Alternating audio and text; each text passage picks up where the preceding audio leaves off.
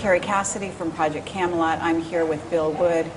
He's going to be talking about his experiences as part of a special unit, a SEAL unit in Iraq and other places around the globe as part of the American military. Some of this testimony may be considered to be in violation of his national security oath, but we are going to be trying to stay within the parameters of that. And he is going to, first of all, speak on the subject of a disclaimer in regard to a project that he is using this for on a personal level. Hi. I just want to disclose to everybody that I am writing a fictional book about this interview and the things that I discuss in this interview. And the reason for this interview is for purposes of marketing that book. And that book, of course, is fictional. Okay, great. And so at this point, we are going to start in the beginning, and I'd like you to talk about why you came and contacted me and what group or groups you, in a certain sense, represent, if you want to use it sort of loosely in that term. Okay. Basically, I don't really have any group that I represent. However, there are many, many people, both former and current military, that have a huge amount of concern over what the members of the military know to be what's really going on in the Middle East and places that we are occupying currently outside of this country. Those concerns have grown more and more throughout the years, and it's to the point where a lot of these current and former military members speak. The best description of these military members would be oath keepers. And an oath keeper is somebody who basically focuses primarily on the oath that they took when they joined the service, and not so much what they're ordered to be to keep secret or to tell as secret, as opposed to what is in the best interest of the Constitution and the country. Okay. Let's say also that there's a purpose behind this that has to do with the NDA. The main purpose for this interview was the enactment of the National Defense Authorization Act. The individuals that I speak with on a regular basis have grown a consensus that this is the end of the erosion of our constitutional rights, and it pretty clearly spells out in a lot of paperwork that America has been declared a war zone, and American citizens are subject to arrest and detainment outside of the constitutional protections of trial by jury, the right to an attorney, the right to being charged with a crime even is stripped away in that bill. I don't believe most of the American public has been properly informed via the media, so we're trying to get the message out and get some support in the fact that we cannot continue to allow the progressive erosion of the constitutional rights and expect to have our rights ever be taken seriously at some point. Okay, so at this point, Bill, when you approached me, I really had no idea what this was going to be about, and it was quite surprising that you had the kind of disclosures that you have and some of the background that you have. So what I'd like to do is go back through your testimony, because at the time I didn't have a camera, and I do want to say that we're in a public place here, but we are forced to be in this kind of a public place for a number of reasons that I can't explain on camera, but take it from me, there's a purpose for this. And at this moment, what I'd like you to do is start from the beginning, the way you did with me. And eventually, I want to work our way to sort of some of the more, what you might call top secret disclosures that happened later on. Some of the experiences you're going to be relating at this time may not be considered quite as risque or damaging or to the U.S. military as might otherwise have been perceived back in those days. Mm-hmm. Back in those days, you had a very special clearance, and so I would like you to talk as much about that clearance in setting up, setting the stage for the story as possible. Okay. So in June of '91, I joined the U.S. Navy, and I was less than a year into my Navy experience in training in Fire Controlman A School when I was approached to take part in a special team. At the time, I wasn't really told that much about it, other than it was secret. But from my background and my family involvement in the military, I was excited to take the opportunity. Shortly after that, I was reassigned to San Diego, California, and was assigned to a ship that was being built.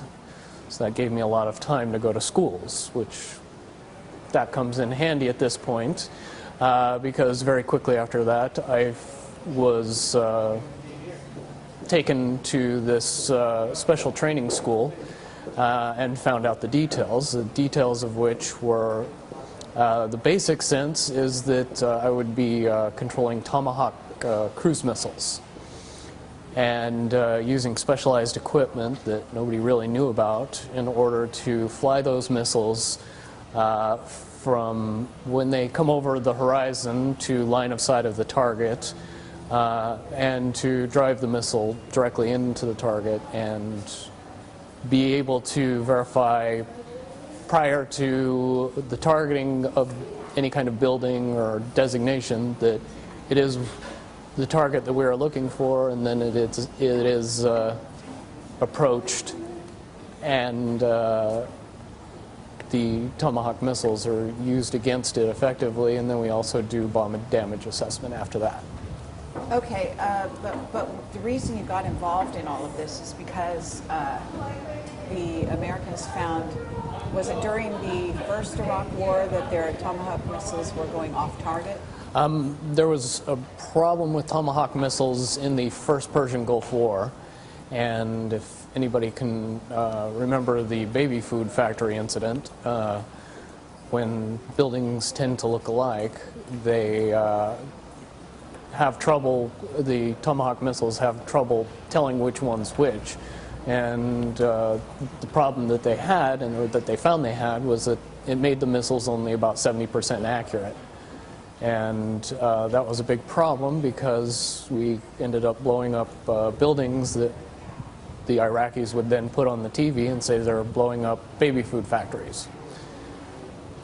And that tended to negatively affect us on the news, so we had to come up with a solution to that problem. Okay, and so they brought you and people like you on board. Can you explain why you were selected? The primary reason I was selected was A, because of my background. I came from a military family, and B, because of my qualifying scores during training. I found out later that they selected the people who knew absolutely everything about everything and were very good at taking tests and very good at solving problems, which is what it eventually came down to. It was after that that I found out that I not only scored very high on the test, I got a perfect score on the test, which is one of the main reasons I was approached, and the others in my group were approached. Okay, so what kind of a test was it, though? Does it test your intelligence? Does it test your, I don't know, is there a physical test as well? The original test was the ASVAB test, and that is just a standard military test that tests many aspects of how intelligent you are, how you process problem solving, how you approach different situations, and ultimately how much knowledge you have on many, many diverse subjects.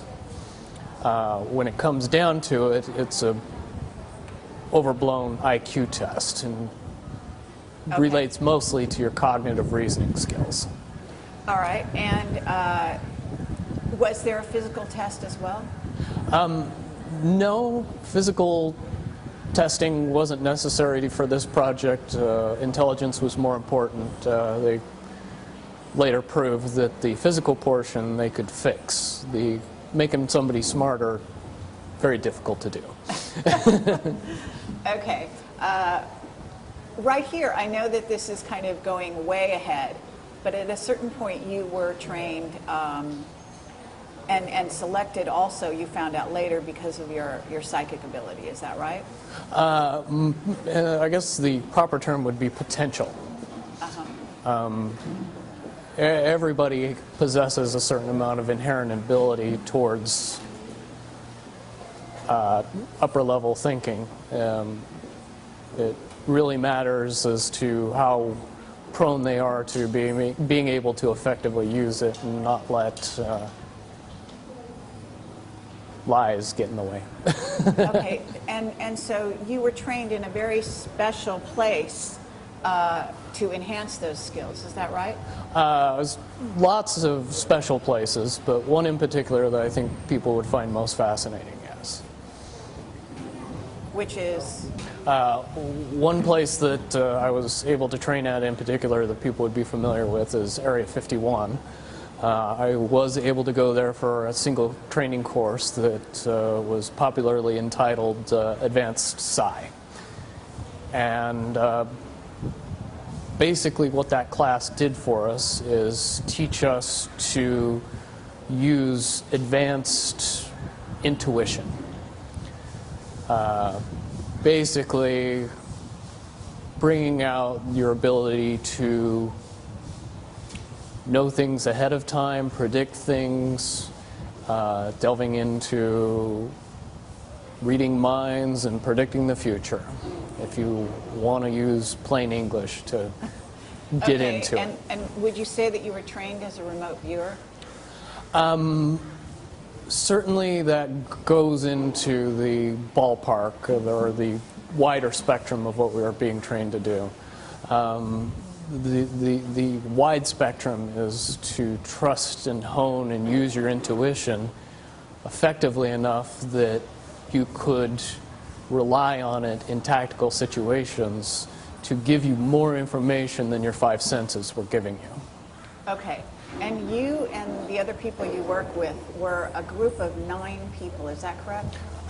We were a group of more than 9, but it was 9 people that operated. We had officers and senior enlisted that helped us and a support staff, but essentially it was 9 people that were trained to do the job. Yes. Okay, and is that 9 people to go into the field? Yes. Okay. And so you went to school, and then what happened? At what point did you start to be deployed, or what was the trajectory? In '92, at the end of '92, we started to be deployed on missions. The basic overview of a mission would be to get to a target, usually by some extraordinary means of jumping out of an airplane or walking further than most people would imagine, getting within the line of sight of a target, setting up electronic equipment that would allow us to control the cruise missile via line of sight, wait for the missile to come inbound, sync up with the bird as it was in flight, and then use regular airplane type controls on the box or the targeter that, for what people know today, would be essentially flying a Tomahawk missile just like an operator would fly a regular drone aircraft nowadays. In my description, I would say the Tomahawk missiles were the first generation of drone aircraft. Okay. So did you have to have computer skills, special computer skills to operate something like this? We were highly trained in advanced electronics, optics, electromagnetic devices, motors, synchro servos, and also radar and laser energy. Okay, could you repeat that last line? The whole thing? Okay. We were highly trained in advanced electronics. We also did a special amount of work with optics, with electromagnetic devices, motors, servos, synchros, and a lot of information about radar and laser systems. Okay. And so far, have we violated any kind of a security oath? Not yet. Okay. No, but I'm just going to ask you that periodically, just so that we can sort of monitor that situation. Because we don't want to endanger lives any more than necessary here. You know, both of us are adults and know what we're getting involved in here. So at that point, you must have been deployed to a ship, right? We were deployed. I was deployed on several ships during my career, but on this particular occasion, yes, I was deployed to a Arleigh-Burke-class destroyer. Okay, and where was this based? It was based out of originally San Diego and then later moved to Japan. Okay. And so from this point, you were, can you describe the team you worked with briefly, and then how you were sent out on missions and where specifically the problems began? Originally, we were deployed to missions throughout the Middle East in various countries. The one that mainly I spent time in was Iraq, and that area of the Middle East. To most people's understanding, I think everybody thinks that the Gulf War ended shortly after it began in 1991. However, I do have personal experiences that would say that the level of occupation and level of violence that the American military perpetrated between 1992 and 2000 would be surprising to most people, I believe. Right. So at this point, you were deployed with a team on these missions, is that right? Right. Basically, the designation that we had was SEAL Team 9. Now, if you do all of your research, you find out SEAL Team 9 doesn't exist. That's okay. Until recently, SEAL Team 6 also had the same level of security and also didn't exist until shortly after we killed bin Laden. And then a couple of months after that, a helicopter was blown up, and then SEAL Team 6 really didn't exist. Okay, and they didn't actually kill bin Laden on that foray, so to speak, either. Based on the information that I had during the time that I was in the military, I do not believe Osama bin Laden was alive in 2011 when he was reported killed. Okay. So you were deployed on missions, and you were a group of 3, is that right? Yes, we were actually 3 groups of 3. We went out in 3-man teams. Basically, we were all trained to do each other's jobs, but we tended to do our individual jobs mostly. We had a team leader who was a first-class petty officer. We also had another member of our team who tended to concentrate mostly on weapons and protecting everybody while I was doing my job mostly.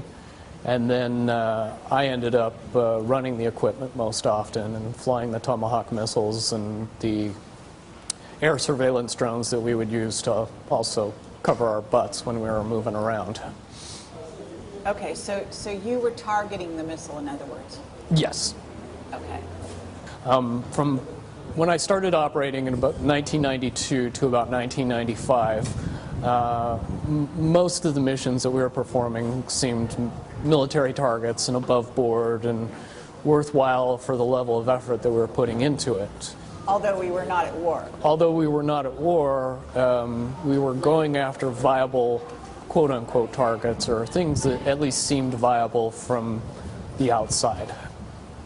Okay, but they were so in a sense, I mean, if we're not at war, for us to be sending a Tomahawk missile to bomb even a military installation in another country is technically an act of war, is it not? It's very much an act of war and completely violates UN rules and regulations. Yes. Okay, and so you were doing this on a regular basis Yes. as part of a top secret group. Correct. Okay, are you able to describe what kind of clearance you had? The level of clearance that I had, or the designation for my top secret level clearance would be Indigo. And Indigo was a level of clearance that anybody that worked with Tomahawk missiles got that was related to SEAL Team 9. Okay, so we're having a helicopter fly over quite low at this moment. Not sure why, but it's an interesting dynamic.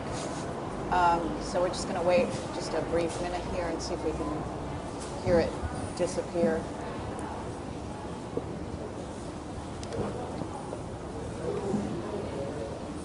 Okay, so at this point you were doing targets, and you were doing them in what countries?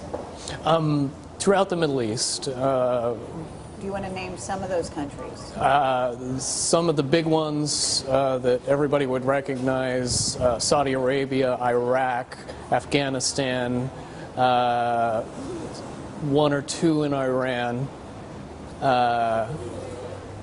Yemen, Syria, Okay. Libya. Those are the ones that people would be most appreciate knowing about. Would this be termed asymmetrical warfare? Very much so, based on the fact that the level of industrial revolution complex material that we were using against these countries, they had nothing that could counteract it or prevent it. Okay, so let's describe the missile itself, its range and its capability, and then the idea that I think you said that ultimately you were targeting 2. Is that right? Correct. Tomahawk missiles are, yeah, you like that? Okay, we're having more helicopter flyovers here. Not sure what, we're in actually a shopping center in Malibu. I'm not sure why we would be having some flyovers here. Popular. I mean, there's plenty of helicopter activity in the Malibu area, but it's usually along the coast, just FYI. Okay, so moving right along, the capability of the missile itself. How Tomahawk missiles work, they're normally sea-based launch missiles. The primary launch platform was either a Los Angeles class fast attack submarine or an Arleigh Burke class destroyer. There's certainly other ships in the Navy's arsenal that can launch those missiles, but that wasn't their primary purpose. Once a missile was launched from a ship, it would go along pre-programmed waypoints until it got close to the target, and then it would use a combination of radar, lasers, and terrain mapping to snake its way through the land masses until it got within the line of sight of a target.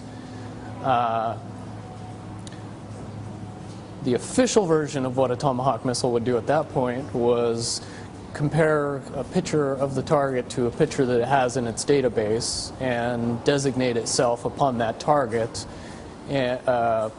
based on what was inputted up to it shortly before it was launched. At that point, we could interrupt the flight path of the missile by syncing to it with a special piece of equipment. Okay, I'm sorry, we have a helicopter again flying very low over this building.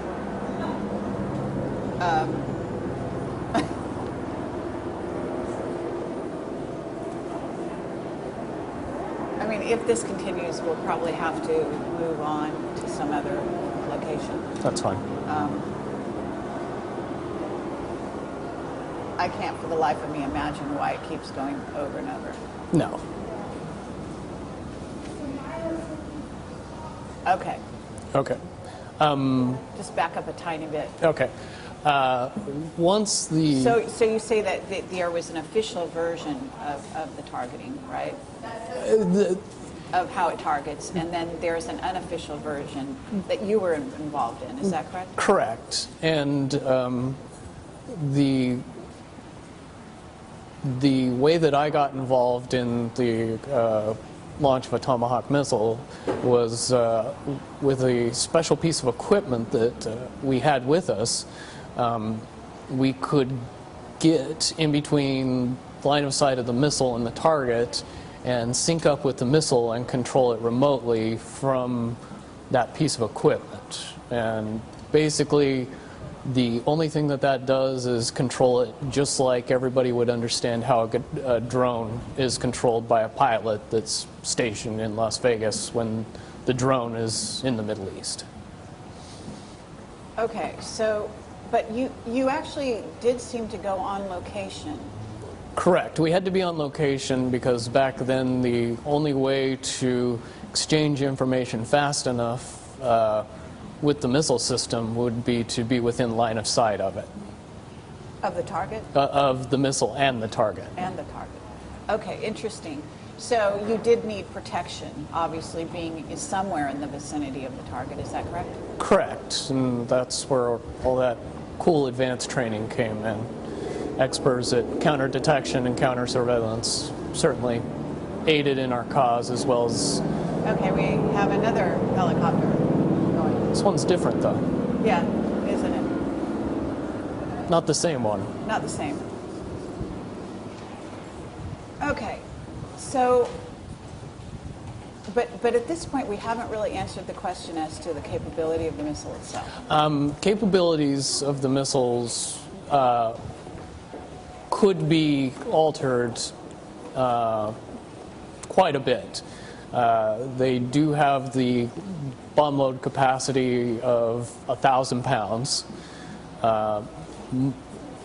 There was generally two types of Tomahawk missiles, one that would carry cluster bombs and a main explosive charge, and then the other missiles would just carry an explosive charge. Generally, I would deal with both kinds of missiles. However, the bomblets or the cluster bombs would have been dropped prior to me ever seeing the missile. That would have been done remotely, usually. By someone else? By the missile itself on a pre-programmed path. Cluster bombs usually are anti-personnel or small, soft targets. When we were designating targets, we were usually going after buildings. Okay, interesting. So you also talked about the cost of each missile. That was one of the things that we always questioned. They were amazingly expensive, $1.2 million each. And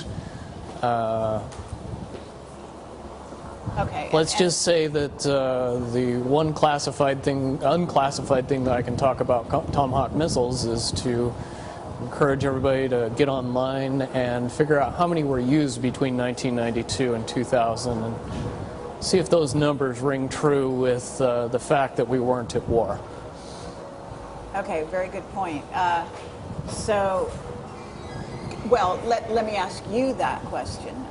Do you have any idea of the numbers? Hundreds, probably pushing into the thousands. Okay, but you were sent out on missions, didn't you say every month? So once a month you would be doing what is in essence a bombing mission? On average, and that I'm just one of 3 teams as well. So would you say that all 3 teams were sent out at least once a month? Though we were highly compartmentalized and I wouldn't know, I can reasonably assume that we all did just as many missions, yes.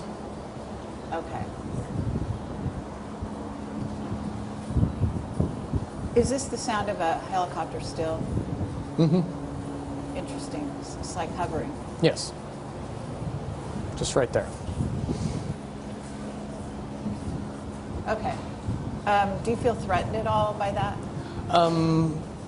No. but it only has to do with what I've been through, and not that I don't think your concerns are unreasonable. Oh, okay. Okay, interesting. Yeah. Well, I guess we're going to wait and see what happens here. We may actually have to move on. So at this juncture, what we haven't talked about, again, is the amount of damage that could be done by one missile. And then explain the notion that you used two after a while, and when you started using two. The most important thing to know about Tomahawk missiles was the material that they used for their explosive. It was called Destex, and the easiest way to explain Destex is C4 that you need a lot less to cause the same amount of explosion. So 500 pounds of Destex would be the equivalent of 2,000 pounds of C4. Okay. In explosive And because potential. I don't know anything about this, can you give me a radius? So if you targeted a building, what radius of damage would happen? The shock wave would destroy everything between 50 and 100 yards of the building. Okay. Loss of life would be almost complete at 100 yards. Oh, almost complete at what? 100 yards. Anybody within the 100 yards of the bomb would, the overpressure is. Okay. And what about further away than that? Beyond that is the potential for dying from anything from weak blood vessels in your brain to debris. And that would spread over a much greater distance depending on the target. Okay. And these installations or buildings that you were bombing, even though we were not at war, that were in the Middle East, you had intelligence that gave you background on why that target was selected. Is that correct? Correct. We always were given information about the target and what it was supposed to be, and how we were supposed to be doing the mission.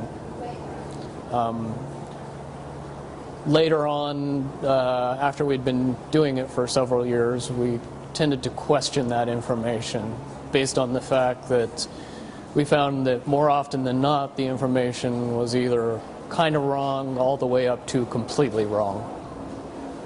Okay. So I just want to make sure that we cover this sort of preliminary until you go to the blow-by-blow of what went on. And we are still having helicopters in the vicinity, in the background. What do you think? Should we change and go to my I think if we ever want to get it done, we should change. Okay. This is not going away. All right. Yeah. And I was thinking about that long before you were. I'm Kerry Cassidy from Project Camelot, and I am here with Bill Wood. And we have had to move from our location where we were to a more private situation in order to take this testimony, because we have been overflown by repeated number of helicopters that simply did not want to go away, right? Nope. They were there long before the interview. Okay. But they made themselves very, very prominent during the interview, I have to say. So, and we will have kept that on this tape, and I plan to use that part, okay? But... I'm used to the attention. I'm sorry? I'm used to the attention. Oh, all right. Fine. Well, I'm not quite used to that degree of attention, let's put it that way. For me, this was something of an unusual situation. But at this moment, what I'd like to do is just maybe summarize what we've talked about before, because in case we do have any issues, having helicopters fly over is fine. It's a problem, of course, but if they're shooting an electronic pulse at the camera simultaneously, then the footage that we've already shot could have been affected. Mm-hmm. And what we have talked about has been excellent so far. What I'd like to do is recap it, okay, sort of in as short amount of time as you can. Mm-hmm. And what we're covering here is, the team you were that you were part of, the part of the service, the special training, and the capability of the Tomahawk. Okay. Basically, my military career was such that I was in the United States Navy from June of 1991 until June of 2001. In that time, I served in a special unit called SEAL Team 9. We were trained primarily to use us as an asset to control and handle Tomahawk missiles, cruise missiles, that were used inside the Persian Gulf region in the Middle East throughout the time frame of 1992 to 2000, to my knowledge. Those missiles were used in a capacity similar to what people would understand how drones are used today, both as intelligence gathering, but obviously the end game with Tomahawk missiles was to blow something up at the end of the flight. So that's what we would do over a secure link. We would get the equipment ready, wait for the Tomahawk missile to come inbound, sync up with the missile, and then control it through its terminal phase of flight. And then after detonation, we would do bomb damage assessment and then get out of the area quiet as ghosts. Tomahawk cruise missiles are usually sea-launched. So from that point on, you're in 1995 and you're still being called out. When you're not doing these assignments, these once-a-month assignments, you are on the ship doing other jobs? Yeah. We were perfectly capable of fixing regular radar weapons equipment and weapons platforms. I worked on one very specifically called Close-In Weapon System. I also worked with the Harpoon weapon system, the 5-inch gun weapon system, and the Aegis weapon system. So on an early Bird-class destroyer, I was qualified to take care of a lot of equipment, which came in handy. Okay, and so you were, and I guess did you enlist? Yes. Okay, so this was a choice. Yes, there was no draft at that point. Everybody that was in the military was there of their free choosing. Okay, and I know this is slightly a digression, but you chose the military. Why? I come from a military family. My uncle was a command master chief in the Navy and retired after 30 years. I believe he made it up as high as somewhere between the 3rd and the 5th highest ranking enlisted person in the Navy while he was there. And when I was very young, I got to ride on the USS Missouri when it was recommissioned. And I was pretty addicted after that. Okay. That being a ship? Yes, it was one of the 8 battleships that were recommissioned shortly before the first Gulf War. Okay. And did you have other members of the family that were also in the military, or just your uncle? My brother was in the military, the U.S. Navy at the same time I was, and a cousin, my uncle's son, was in the Navy also at the same time that I was. But not your father? Not my father, no. Okay. Okay, well, from this point on, 1995, you start noticing there's a change in targets. I mean, do you really think there was a change, or do you think that your perception for some reason changed? No, there was definitely a change. When you couple the seemingly insignificant aspects of the targets and evolve that with the amount of overkill that we were using when we would use these small buildings as targets, it would be what I would term as a massive amount of overkill. And it was when that started happening that we began to ask questions about, is the intelligence correct? Are we getting the right information? Why are we going after these, tiny targets with massive amounts of ordnance? Okay, and in many cases, it sounds like you didn't work in cities, as I think we talked about. You seem to be on the fringes in the country, and what you're talking about are really small villages. Really. Small villages, out-of-the-way places. In that part of the world, that's how most of the rural population lives. Large cities tend to be, relatively obscure in any part of the country except for maybe the capital.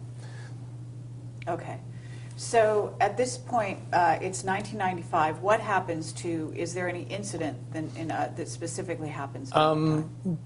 It progresses up to April of '97 when we were out on a mission, and like I was telling you about the dual tomahawk missiles, normally it wasn't a big deal. They would come in right behind each other. It would be boom, boom, and there wouldn't be many issues. But in April of '97, I had an incident where the second missile came in 5 minutes late. And I was faced with the prospect of hundreds of people pouring through the debris of the first Tomahawk missile, being right on top of where the second Tomahawk missile was going to be designated. It would have killed hundreds of innocent rescue workers if I redesignated that target 5 minutes later.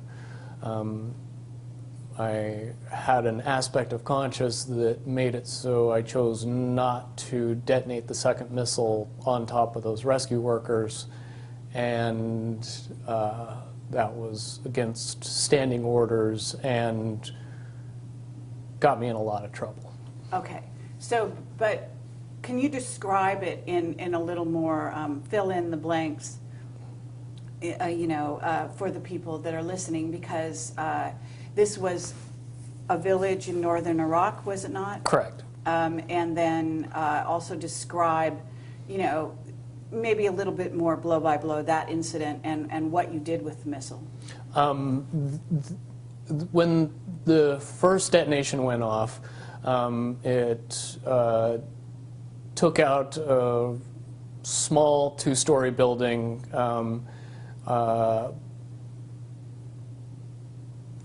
That was kind of set off away from most of the other area.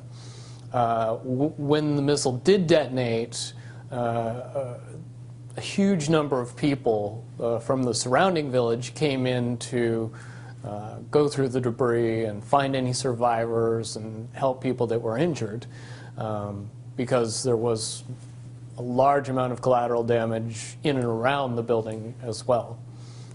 Smaller buildings, homes were knocked over or torn to bits, and there was a lot of injured people. So, and what you were saying was that the impulse of the townspeople when any building is targeted is afterwards is to rush in to sort of deal with the wounded or Correct. Handle the situation, right? And yes, and that was normal for my experiences to see people go in after the detonation and do what they could to help the people that were inside or the people that were hurt outside. Okay, and so at that point, what happened? At that point, I made the decision not to detonate the Tomahawk on its designated target, and I flew it safely off into a mountain and detonated it there, where it didn't hurt anybody. Okay, and what people need to understand is that you were completely in charge of the controls at that point, right? Yes. So it wasn't the other two people that you're working with that necessarily agreed with that decision. This was your own decision? This was my own decision, and there was nothing that the other two people could have done to make it happen, because there was just no time in between when they realized something was up and then the missile was destroyed instantly after that. Okay. Certainly they realized afterwards what I'd done, and that it wasn't going to go good when we got home. All right. And at this point, you were in northern Iraq? Yes. And how far away from the place of detonation, so to speak, were you? That time we were probably 2 miles away. Uh-huh. But you had line of sight, as you call it. We always tried to get up as high as possible and extend line of sight as far as we could. Didn't need to get close, so we tried not to. Okay. And as far as that goes, what do you use for line of sight, just out of curiosity? Were you using some specialized equipment in order to see the target area? The box, as we called it, would use a narrowband microwave frequency that was encrypted to sync up with the missile when it came into line of sight. The reason we would use that type of communication is because it was hard to interrupt or jam. Okay, but so your visual was good. Is that what you're saying? Well, we would have visual of the target, but I would also have visual of the target via the camera in the Tomahawk. So I see. I could So you fly were it actually, via the camera. Oh, really? So Yeah. you actually were riding, in a sense, riding along with the missile when it went to its target? Yeah. Wow. The fact that there's cameras in Tomahawk missiles was ultra top secret. And then I happened to notice when we were launching Tomahawks on Libya just last year that they showed the camera picture from the Tomahawk, and I just wondered if most people knew how many things they saw on TV that 10 years ago were ultra top secret. Okay. Yeah, well, no, I think that that's important for people to realize, is that what's happening right now is that we have an asymmetrical war being conducted just as it was back then. The difference, I think, is that some of these incidents do get reported in the news. We do hear about the U.S., for example, attacking in areas of Pakistan, areas of Syria, from what I understand, periodically, right? Yes, and a lot of that information doesn't come from journalists or news reporters. It comes from assets that I would say are doing what they can to fight for the country, even though they work for the military. Okay, okay. To trying to get the word out as to what our government is actually up to. I believe the proper term is whistleblowers. Okay. Hee-rah, or as they say, whatever.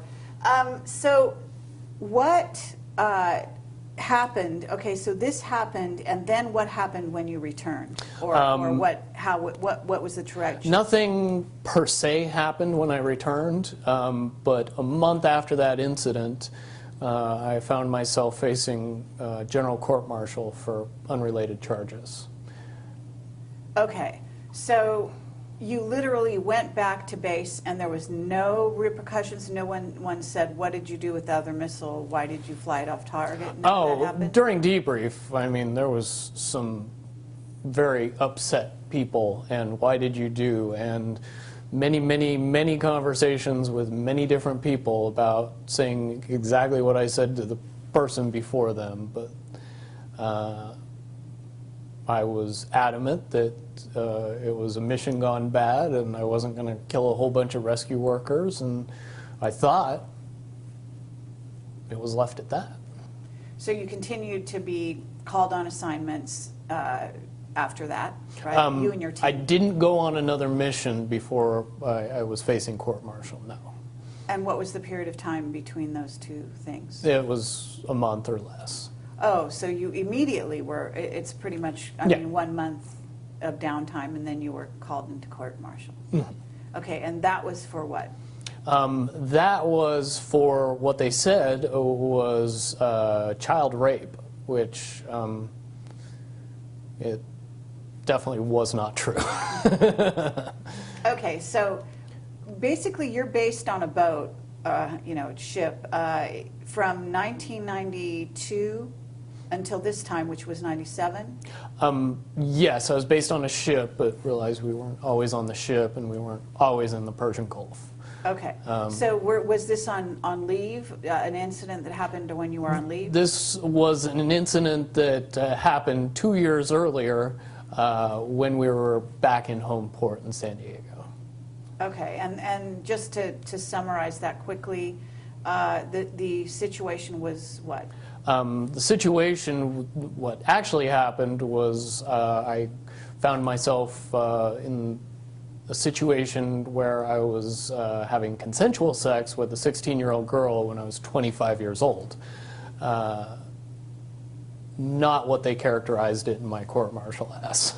Okay, so she was 16, but you thought, but even that was underage, or I don't even know what the laws are. Well, the laws in California at the time were that 16 and 17-year-olds could consent.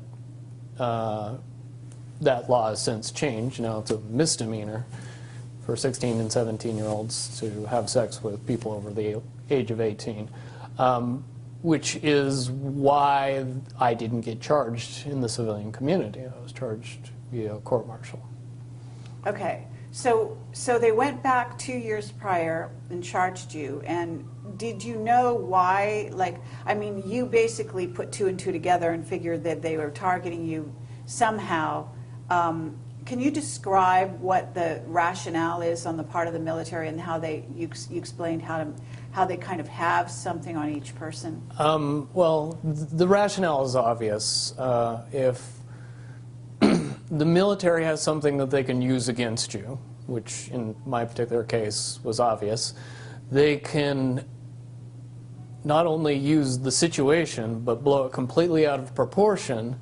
And in the military justice system, there is no real recourse to being able to prove yourself innocent of charges. More typically, you're found guilty long before you ever make it into your court-martial. You don't have the right of a jury of your peers. Your jury consists of military personnel that are senior to you in rank and that have an overwhelming desire to protect their career over what they decide in your court-martial.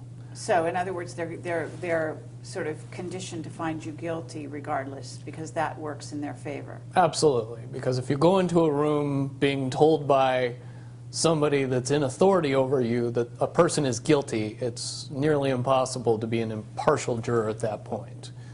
I think Bradley Manning could tell us all about that. Okay, yeah, no, that's pertinent, actually. Okay, so at this point, you've actually, gone against orders. They decided they want to pull you back into rank, or whatever you call that, rank and file. So yeah. what did happen then? Shortly after I was charged, I was contacted by my SEAL team lead officer, who was a lieutenant, and he gave me the option of rolling the dice and facing my court-martial and pretty much guaranteeing that I would spend 11 years in Leavenworth, Kansas, or I could take a slap on the wrist, plead guilty to something completely innocuous, and go back to work and do my job as a good sailor would and blow up targets with tomahawk missiles and not say anything about it to anybody. That's what I chose to do.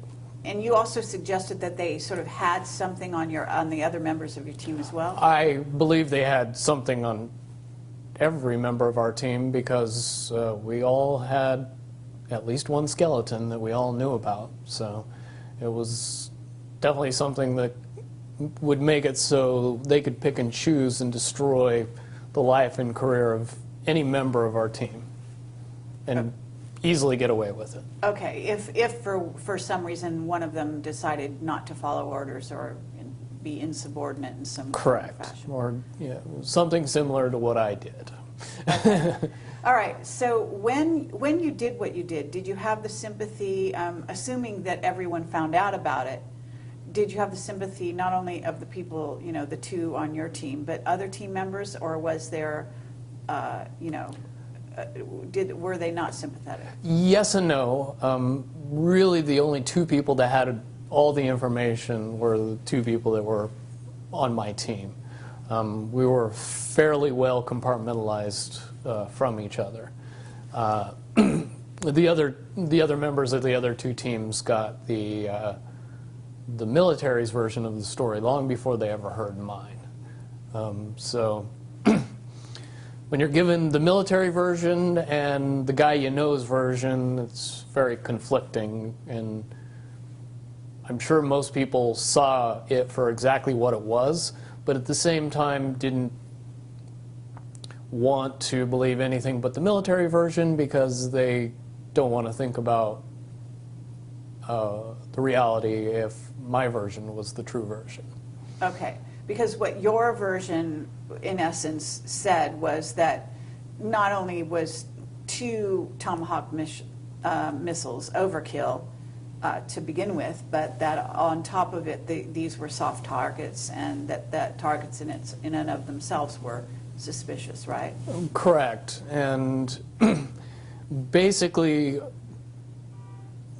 hammering me let everybody else know in the group that all of the complaining and all of the trying to, bring out the reality of what was happening was not appreciated, and it didn't matter.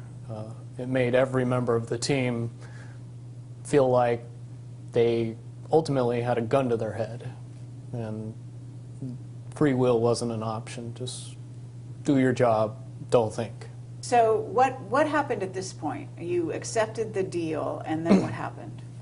I accepted the deal. I pled guilty to a charge of unlawful carnal knowledge of a minor, I swear. Very Van Halen, but... Okay. And went back to work under the guise that I was in jail. Everybody that I was related to or that was involved in the court-martial was told that I pled guilty and went to jail. What actually happened was I pled guilty, got on an airplane, and proceeded to spend the next 3 years in the Persian Gulf doing my job. Okay. Interesting. So you're saying the civilian world, is that what you're talking about? Yes. The civilian world heard you were charged with this and pled guilty. Mm-hmm. Okay. So then you went back to work, and you were basically and so then at that point what happened? I mean, you continued to target soft targets? At that point, it was fairly obvious that we were the team that would get the hardest targets. Not militarily hard, but the hardest to blow up. Meaning the softest the targets? softest targets, the one that were most obviously not military assets, not worth the amount of explosives that we were using. At that point, the targets became plainly obvious that it was a terrorist-based mission, and the reasons that we used the missiles and the explosives and where we targeted was to scare people and not to blow things up. Okay, but you did blow things up. Yeah, but it was not, the destruction wasn't the main mission. The main mission was to scare the people that survived and get them talking. And was it to turn them, I guess I'm kind of, It's interesting because at that point they have like a captive audience, so to speak, in you guys, such that they can do whatever they want with you, and you can't complain, you can't object, because you're sort of under a certain level of coercion to be quiet, right, and do your job, Correct. regardless of what they ask you to do. So they can really sort of run you all over the countries, doing whatever they want. But how does this sort of state-sponsored terrorism, as it were, facilitate an agenda? Do you know, like, how it links up? I can see it more properly in hindsight now, but it's very easy to understand. What we were doing was creating the problem. When enough people are left behind with enough dead and injured relatives that strapping a bomb on themselves and doing a suicide mission seems very reasonable. After you've been after after your mother, your father, your wife, your sisters, your brothers, your sons, your daughters are killed in a Tomahawk missile attack. Which they knew would be an American attack, right? They knew better than anybody that they were American missile attacks. Okay. Most Iraqis were well aware of Tomahawk missiles, what they did, how they did it, and more importantly, how many people they killed. Okay. It was a big deal to them. They didn't like that terrorism. So in a sense, it was homegrown terrorism being bred out of these incidents that Correct. the U.S. was actually creating the problem, as you rightly said. Correct. That also coupled with our occupation of bases in Saudi Arabia. Plenty of people in Saudi Arabia were very, very unhappy about us being there long after the first Gulf War. This is 1997. You've been called back on duty. And you said for the next 3 years you're given targets that are highly suspicious, and basically we are creating terrorists that will sort of facilitate the so-called war on terror by actually manifesting that ourselves. Correct. I can unequivocally say that the targets that we were given and the way we were used was solely for the purpose of creating massive amounts of fear in the general public of northern Iraq, and rumors and stories of which filtered all throughout the Middle East. Definitely in 1998, I would say that the average Middle Eastern person knew for sure that the U.S. military was targeting civilians under the guise of combating terrorism. At that point, your sort of mental state must not have been great, right? No, I was very distant and dark. I was only able to deal with the fact that I had to do what I did because I knew that the consequences would just put me in jail. Would you say that that was true of the other team members as well, or? Certainly, everybody was well aware of my situation after that, and my situation coupled with the targets and the evolution of what we were doing as far as warfare was plainly obvious to everybody that was performing missions. Okay. So what happened then at that point? Basically, we continued on and continued on to go after these soft targets and do our jobs and not really say anything. That climaxed in December of 2000 for me and my group. during the time that we operated in northern Iraq, we found certain groups of indigenous population that we would consider assets and would use on a semi-regular basis to accomplish our missions. In turn, we would help the indigenous people of the villages with food, water, ammunition, protection, intelligence, give them what we could to pay them back for the kindness that they offered us when we needed help. Okay, and these individuals or the villages where you were finding shelter, so to speak, were they among Kurds or among Shiites? Kurds and Shiites. Sunni sect wouldn't help us.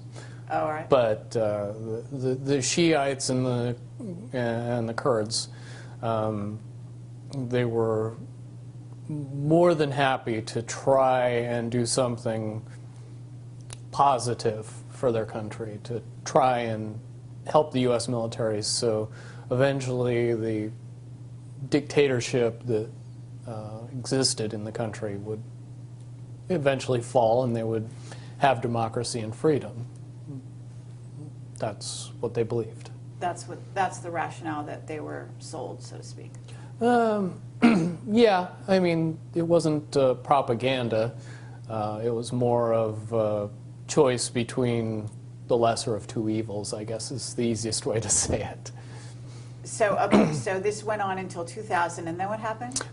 In December of 2000, we came back to a village that we were using as an asset. And on the mission before this one, we had gotten intelligence from the village elder that described an imminent attack on U.S. soil that involved pilots.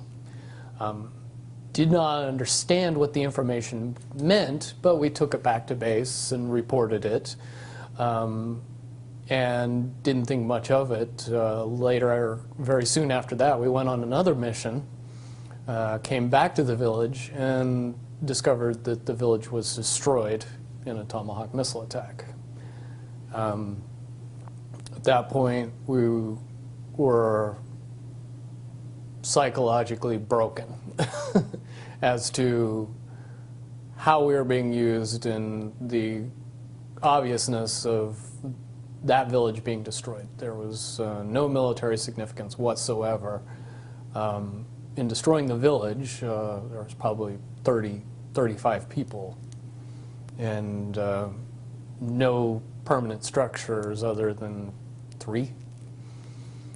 And Initially, and so before it was destroyed, these right. people lived very simple lives. They were very nomadic and detached, and there would be no reason whatsoever to bomb that particular target unless the information that we obtained was significant.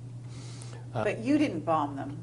No, it was another one. It was another team that knew of the village, but when they destroyed the village, they didn't know who they were bombing. They were told lies. Okay, so and this is, in theory, one of the teams of the 9? It was one of the other teams in SEAL Team 9, and I know which team it was. When we got back home from the mission, and I actually got into a violent altercation with the person on that team that does the job that I do for my team. And it sent shockwaves through the 9s. It really fractured things and tore us apart. In my estimation, it was probably either the end of the end or the beginning of the end of the SEAL Team 9 program and its mission. Certainly at that time, we were seeing the evolution of drones come online, and more often we were being assigned drones as assets, so we were aware of them and their capabilities on missions. And shortly after that, drones became weapons-based platforms, and they started using the much more humane Hellfire missile to accomplish the goals that we were accomplishing with Tomahawk missile attacks. When you say much more humane, are you joking? Tongue-in-cheek, Hellfire missile has a 25-pound warhead. Tomahawk missile has 250-pound warhead. Yes, a drone can minimize collateral damage. However, we are where we are today, and we know that there's lots of collateral damage with drone-based missile attacks. Okay. Yeah, I didn't even realize that drones were military, equipped to, I thought they were simply surveillance. Most people don't. Not one of those well-advertised things that our media keeps us up on. Right.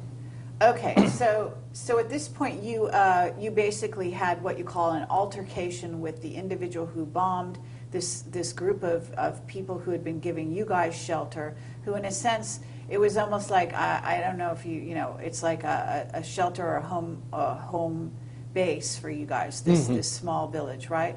So the village is destroyed. It wasn't a home base, it was it was an asset that we used in a military sense, but at the same time, we developed an emotional connection to the people of the village. We knew who they were. We knew what they were about. We knew the basicness of their living and how they went about. And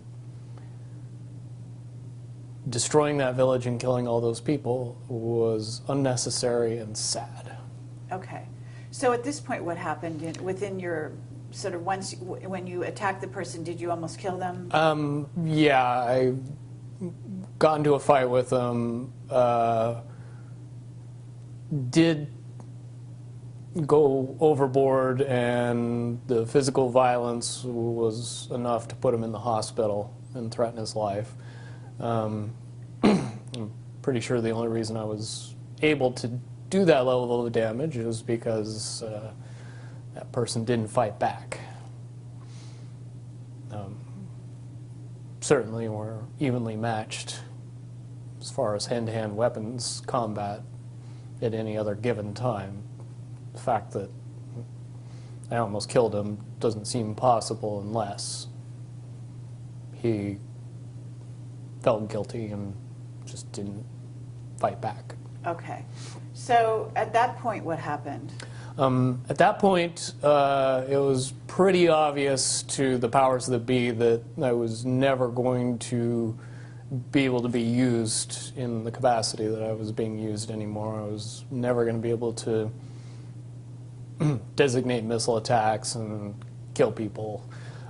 So I was taken out of service and put in a psychological hospital for 6 months. I spent most of my time in a drug-induced haze/coma, experiencing wild hallucinations, paranoia, and treatment programs that focused my mind solely on fear and distorted reality and believing in a bunch of things that were only manifesting themselves because of the drugs, the hallucinogens, the psychotropics. So they were basically messing with you at that point through, would you call it mind control techniques? I would more correctly characterize it as mind destruction or psychological destruction, stripping me from all reality as far as, up and down, left, right. Perception became something that was very fluid and could be influenced very easily. Okay. So, and this went on for 6 months, did you say? 6 months. Towards the end of the 6 months, the drugs stopped. I came out of my cloud, I guess is the best way to put it, and was told that I was being released from the military, and that everything was going to be fine, and that they just made the decision that my 10-year mark, which was when I was supposed to get out of the military. I was pretty happy about that, especially after the 6 months of what I would easily classify as torture. I would have done anything to get out of that. I understand. Would you say, though, that, and you alluded to this off camera, the coincidence is a bit sort of mind-bending, if you will, that you actually got out on your supposed planned release date? Correct. Had none of these other altercations, et cetera, happened along the way? According to my court-martial, I should have spent 11 years in prison. According to paperwork that I have, I spent exactly 3 years and 1 month in prison and got out at exactly the time I would have gotten out if I would have otherwise been discharged.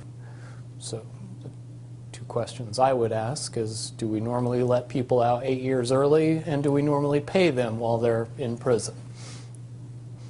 I don't think those would be easy questions for anybody to answer inside the military right now. And I've proven that since I've gotten out. You know, there's so many avenues we could go down, and I did ask you to watch the video of Duncan O'Finian, which you weren't familiar with prior to our No, interview. didn't know he even existed prior to you mentioning it. So. Okay, and do you want to say your reaction to seeing that? My reaction would be mostly based on my perspective and what I know. And in a word, the things that I heard and the information that he gave were eerily similar to many, many aspects of my training. It was quite spooky, the things that he went through and the things that I went through, how strangely they coincided. And I understand completely why you would bring it up, because they are, for all intents and purposes, parallel paths that we both experienced on some level. At this point, you got out of the military. What happened then? I got out in June of '01. I went back home to Salt Lake City, Utah, and got a construction job, and was going to be completely content putting all of my military past behind me and moving on with my life. On September 11th, however, that thought process got majorly interrupted when the Twin Towers were attacked, the Pentagon and another flight was hijacked. It was at that point, based on my experience, that I looked at the events of 9/11 and drew much, much different conclusions about the whys and wherefores of the event, and some major, major problems with the popular story based on what happened. Certainly if you're the guy that for 8 years drove planes into buildings, you might see the correlation between somebody coming back and doing it to us. But when you're saying drove planes into, you're actually referring to the Tomahawk missile as a kind of a plane? Tomahawk missile flies like an airplane. It acts like an airplane. It can be controlled with normal airplane controls. It has wings, it has tail fins, it has a rudder, it has a jet engine. It sounds like a jet. It would be hard, based on the fact that they fly very low to the ground and they fly very fast, to get a good look at it enough to be able to tell it from typical airline plane to a Tomahawk missile. Certainly all anybody would get is a glimpse. Okay, and basically you also talked about the, because they said there was a missile that hit the Pentagon, that it wasn't a plane, and you actually have some very good evidence, in a sense, to substantiate that that was much more likely to be a Tomahawk missile. Correct. The best information out there, in my opinion, is a documentary called Loose Change. It tells out all the information in much, much greater detail than I can express it. But the one important thing that I noticed was the turn that the airliner supposedly made before it actually hit the Pentagon. That turn would be almost impossible to make with a 757. If you want to fire up your flight simulator and buy all the controls that airplanes have and try to do it on a flight simulator, I think you would find that you crash the plane every time. However, that turn was something that I had seen many, many, many times when I used that turn to overfly a target, come around and hit it again after I'd marked on top and verified that that indeed was the actual target with the inboard camera in the missile. Also, where an airliner's wings are particularly susceptible to damage, and knocking over 5 light poles would be an issue when you were trying to control the aircraft at low and slow, like they were. Tomahawk missiles' wings are reinforced and aren't filled with fuel, and very, very hardened surfaces that make it so if the missile's ever attacked, it would still fly into its target. Certainly it could knock over 5 light poles and not even blink before it hit the Pentagon. The other eerie part about the whole situation is that it hit the Pentagon at the one area of the Pentagon that had just received a reinforcement or an upgrade that made it the most reinforced part of the building. The part of the building that would be damaged least by an attack. Couple that with the fact that there wasn't any jet fuel blowing it up, and that the wingspan of an airplane driving into that building doesn't match a 757. You model a Tomahawk missile and its flight path and payload and wingspan and all the other technicalities of it, and I think you would find that the estimated damage of what that attack would cause to the Pentagon at that particular area would fit very nicely with the actual damage that happened to the Pentagon in that particular area. And the fact that they had evacuated, or at least that a lot of people were not there, and that, didn't you also allude to the fact that it appeared that there was evidence that Cheney had been waiting for the, in the documentary Loose Change, it does have some pretty damning evidence that the Vice President was well aware of the attack.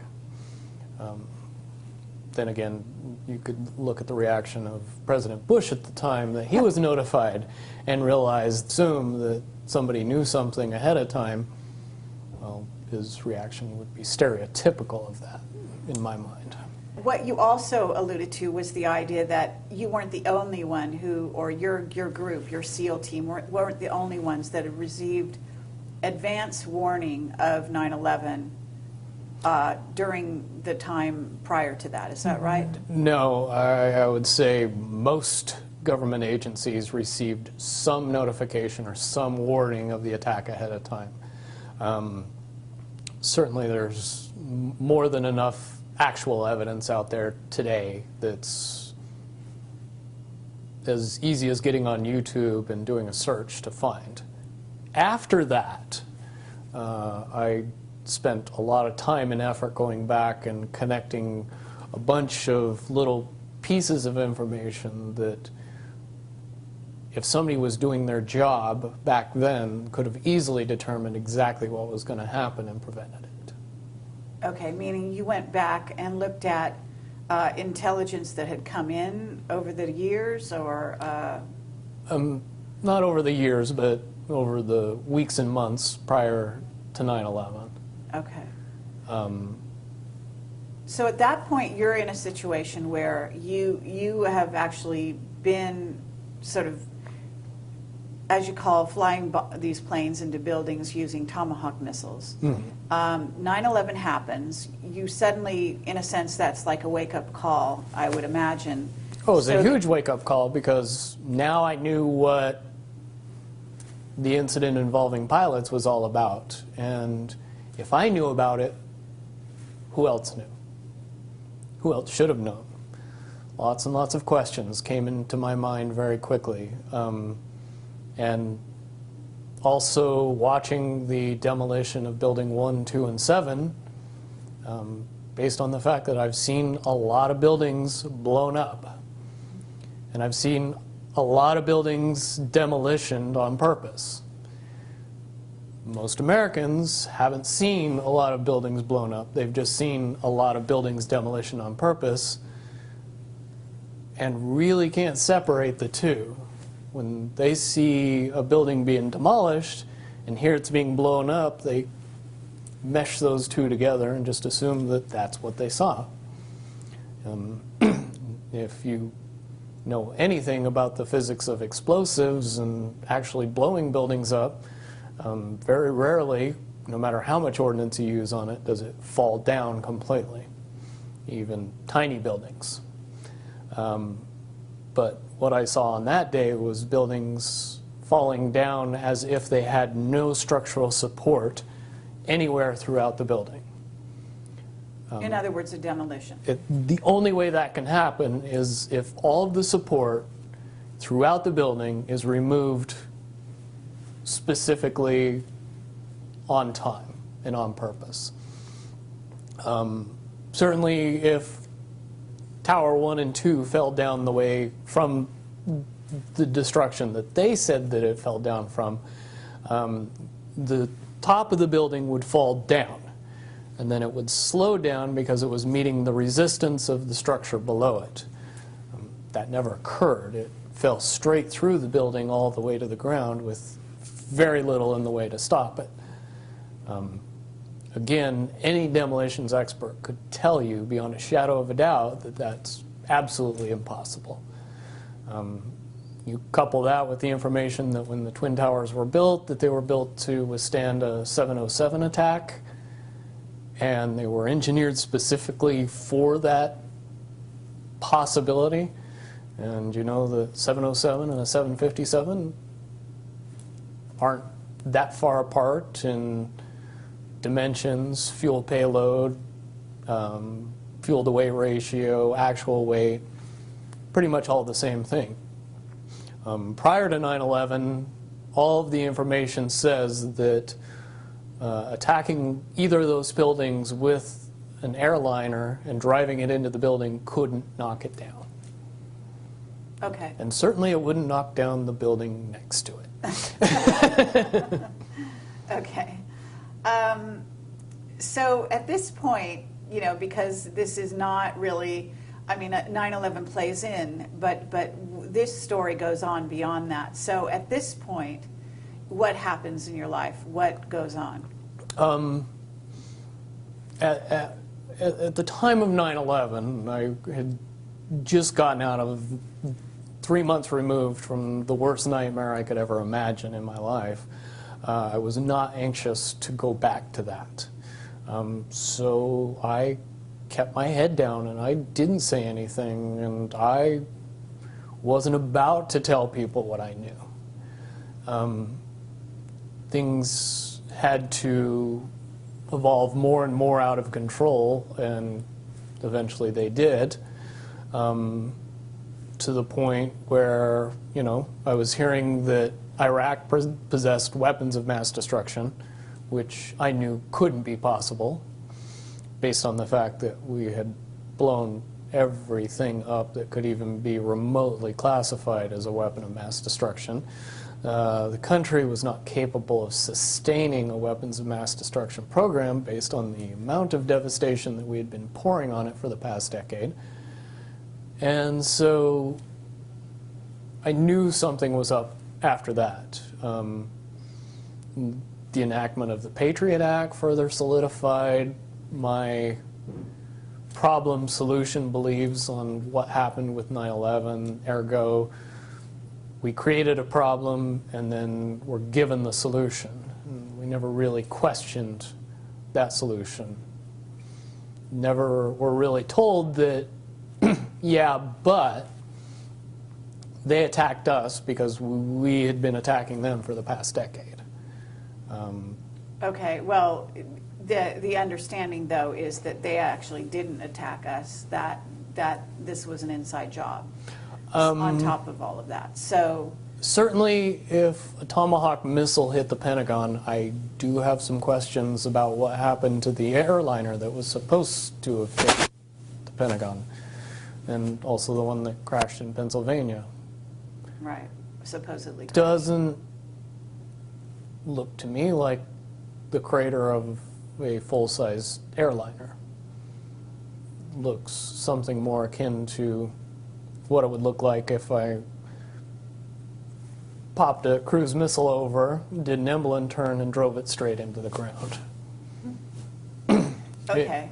If you know those little wing marks that everybody sees in the middle of that bomb crater, don't have any charring around them. And if those were the wing marks of an airliner, those wings would have been full of fuel, they would have had engines on them, and they definitely would have burned.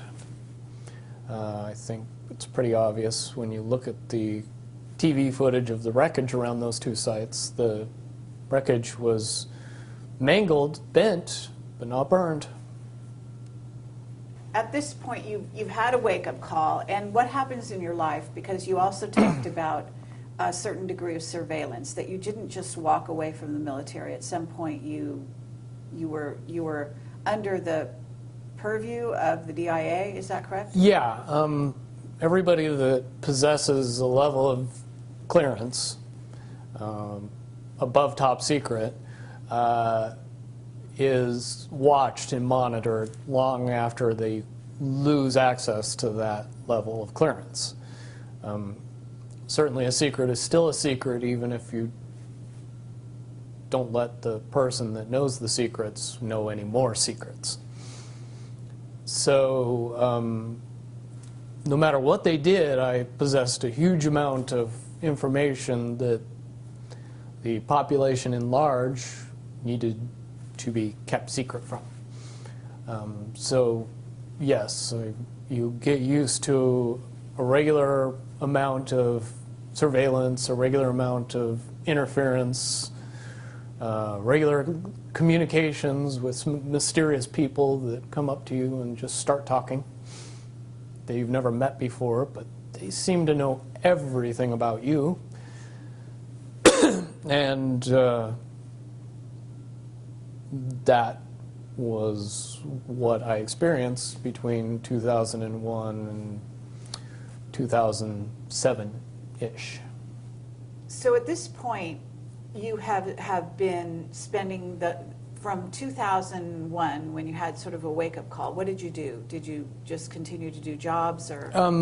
I continued to do jobs. I ended up going to college and getting my degree in electrical engineering.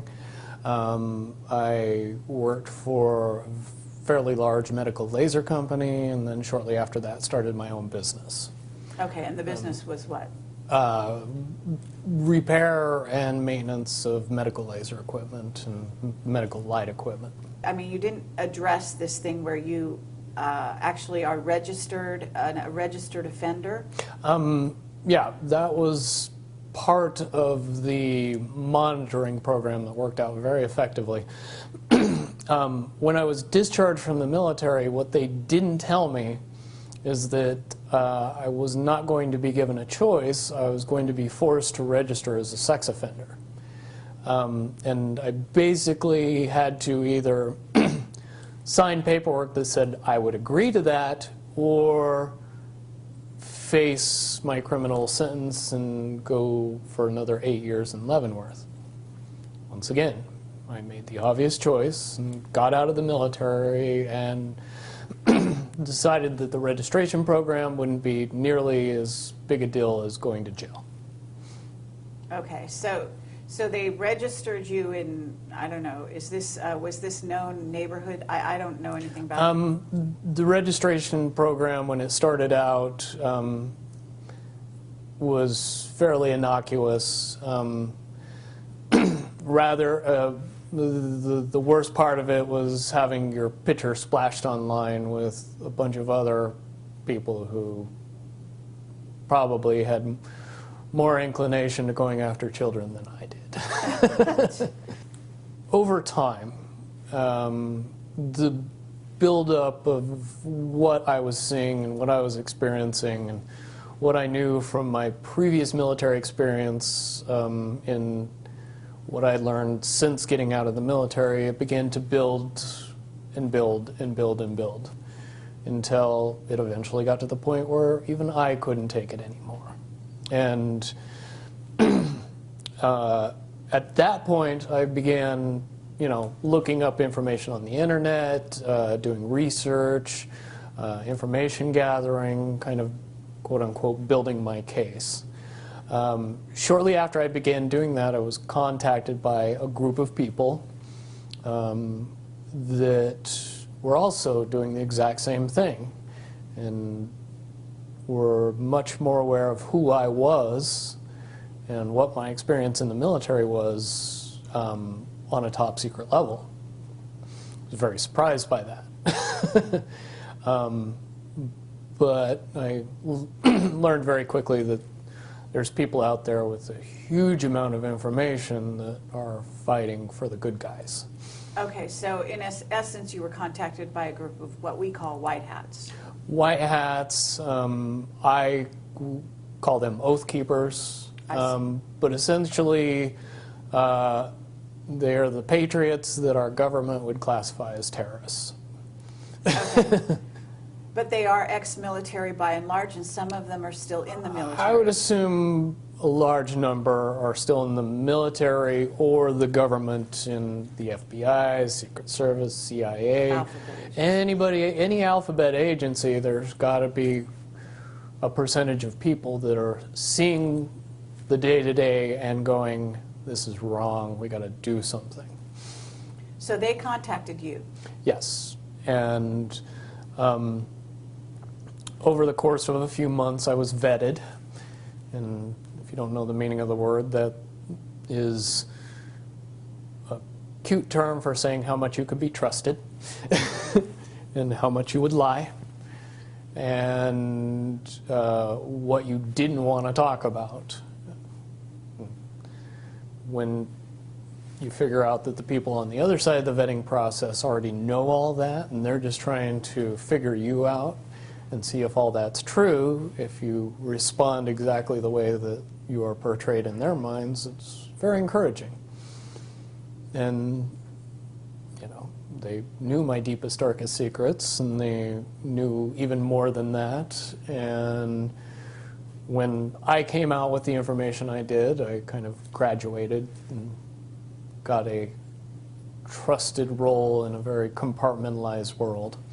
Okay. But at the same time, there was some kind of incident, wasn't there, with the DIA in which you started to refuse to be dealt with the way they wanted you to be dealt with? Right. Shortly after I decided that I was going to do what it took to see my part of justice being brought into the limelight and into popular knowledge of the world. I also told the DIA handlers that visited me shortly after that incident that they could not bother talking to me anymore because I wasn't going to be handled by the government. And I was going to be a problem, and I was going to be a loose end. And I was going to be somebody that they had to worry about. Okay, and then what happened to your livelihood in terms of your business? Over the course of 2 years, my business was destroyed. My clients were all mysteriously notified of my sex offender status. Many of my neighbors were visited by the police and had information brought to light to scare them. Fortunately, they didn't know that my next door neighbor was my best friend, and I helped him get the house, so that's how I know this all happened. But basically, it got to the point where I was being followed by the police, Las Vegas Metro Police Department, when I was living in Las Vegas at the time, being pulled over, ticketed, arrested, and more or less harassed, both me and my fiance, on an ongoing basis. It reached a climax in April of last year, when the final straw, where they set up a massive amount of traffic enforcement for no particular reason whatsoever that they can explain, and pulled me over that day on the way to a competition, a bodybuilding competition, that I was going to be going to with my fiance, and it was the only way that they would have any idea of where I would be and when I would be there. And so they used that to their advantage. I have had several incidents similar to that happen, but managed to slip through their little nets every time since then. And fairly confident that I will continue to do that until such time as I have the opportunity to make it so that can't be used against me as a weapon anymore. And this video should be a big part of that. So you're working with this group, and one of the reasons you came to me was actually because of this Defense Authorization Act. Yes. That sent shockwaves through the community that I'm involved in. Basically, that is the final straw of the complete erosion of constitutional rights. It literally has government giving itself permission to violate the rest of the Constitution. And that has a lot of people concerned. And a lot of people would like to see something done about that, and it's my opinion and their opinion that something could be done about that. Because, quite honestly, we are a false flag away from enacting all of that legislation that's just been created. Right. I would agree with you on that. One disaster away from lock up everybody who we say is a terrorist, and nobody will question who's a terrorist. Right. So you and this group are basically, in a sense, coming to Camelot to get a hearing for you specifically in relation to some of the things that have happened to you, right? But at the same time to bring notice to the public that this Defense Authorization Act is going to be a huge, well, it is a violation of every constitutional right out there, but that it pushes the envelope to such a degree that it must be dealt with. And you're suggesting certain strides be taken, right? Yes. It's a very simple process if you understand how the problem-solution effect works. In order to create the problem, you can't have everybody know about it. You can't have everybody talking about it. You can't have everybody saying, well, yeah, now we're just waiting for the next false flag. If that information is too widely known and too widely held, the next false flag would blow up in their face and cause a shift in public consciousness to say, no, this is just our government messing with us, as opposed to panicking us into a blind fear. Right. So we'll then allow them to go to war in a full-fledged war, right, instead of this this sort of sporadic war that they're conducting. Right. Correct. And the popular belief is there's a very, very easy way to prevent that from happening, and to get that information out to the public, it has been surmised that if we bring that to the level that it's at, if we address the issue directly via our constitutional rights and begin to notify the public in general that this is a problem and that it needs to be dealt with, and the way that's been proposed to me and to a lot of people is to create a petition that calls for the impeachment of every political person in Congress and the presidency that enacted this legislation as treasonous. Because it is treason to attempt to alter the Constitution through an unconstitutional means. If you create a law that circumvents the Constitution, you commit treason. Fair enough. We haven't actually talked about your special training. No. And why it is that you do have some parallels with Duncan O'Finian.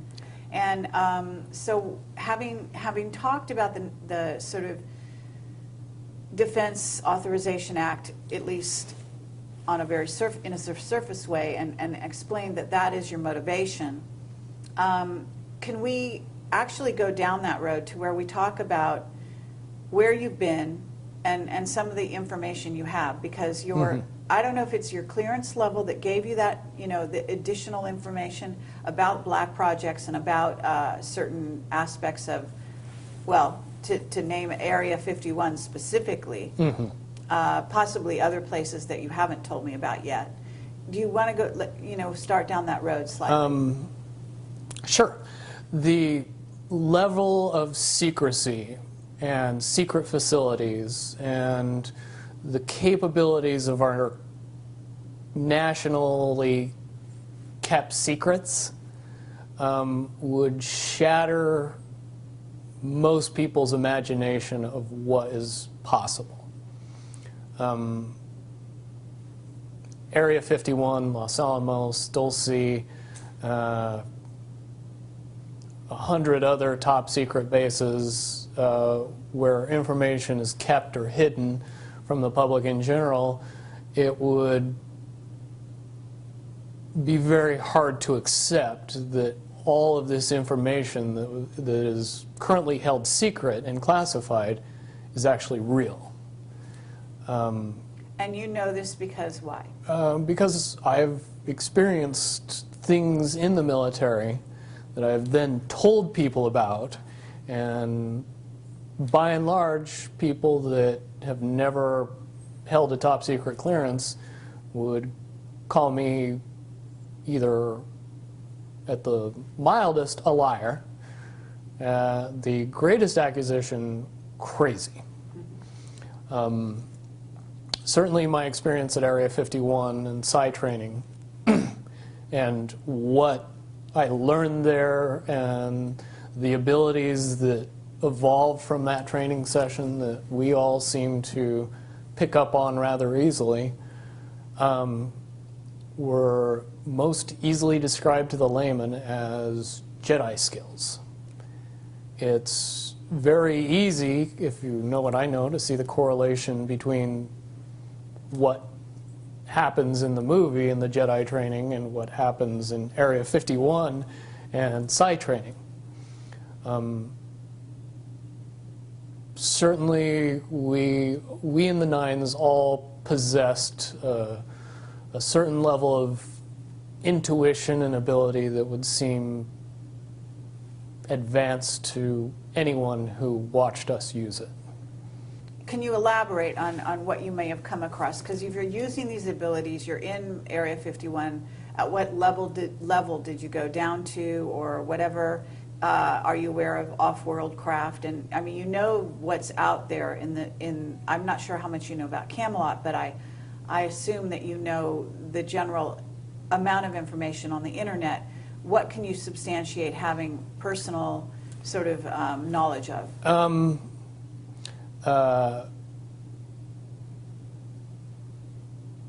Extra beyond human abilities for every human, not subject to popular belief, but we as human beings are far more capable of using many, many advanced skills beyond 5 senses. With a little bit of training and the knowledge that it was actually possible, most people could accurately predict the possibilities of the future, to know when other people were thinking about them. Pick up on what is easy to describe as reading people, where you don't really need to use your 5 senses to be able to know what somebody else is thinking or feeling. A lot of that has to do simply with the belief that and the understanding that it's possible. That opens up a lot of doors. Finian talks about having been enhanced physically. Do you feel that you were enhanced physically? No.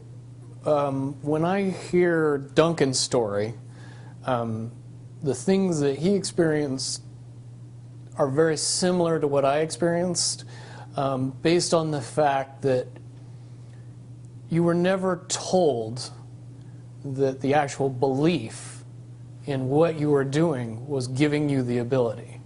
You were giving something, a caveat, a carrot, an enhancement. They could jam a small piece of metal in your arm, and that's enough to get you believing that you have these abilities, and they turn on. But one really doesn't have anything to do with the other, per se.